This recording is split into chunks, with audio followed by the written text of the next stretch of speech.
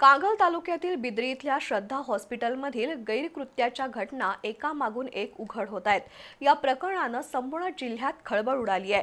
वैद्यकीय सेवेचा स्वतःचा परवाना नसताना युवराज पाटील या बोगस डॉक्टरनं दुसऱ्या डॉक्टरच्या परवान्याचा वापर करून रुग्णालय चालवल्याचा धक्कादायक प्रकार समोर आलाय।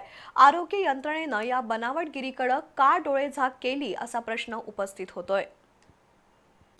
कागल तालुक्यातील बिद्री इथल्या श्रद्धा हॉस्पिटलवर गर्भलिंग निदान प्रकरणी छापेमारी झाली होती।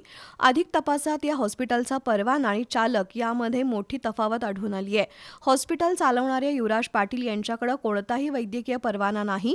सोनोग्राफी मशीन संबंधी कोणतीही शासकीय प्रक्रिया पूर्ण केलेली नाही। डॉक्टर उत्तम कुमार बळवंत सरदेसाई यांचा परवाना मासिक 60,000 रुपये भाडे करारानं युवराज पाटील यांना घेतल्याचं स्पष्ट झालंय। परवाना दुसऱ्याच आणि त्या परवान्यावर युवराज पाटील डॉक्टर म्हणून वावरत होता।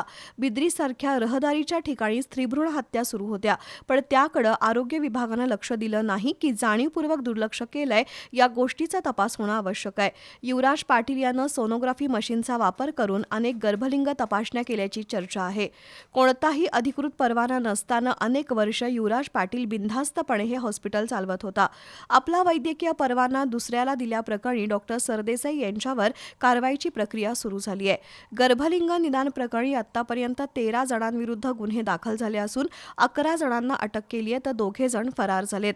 जिल्हाधिकारी आणि जिल्हा पोलीस प्रमुखांनी या प्रकरणात स्वतः लक्ष घालून गर्भलिंग निदान चाचणी करणाऱ्या टोळीची पाळंमुळं उखडून टाकावीत अशी अपेक्षा सर्वसामान्य जनतेची आहे।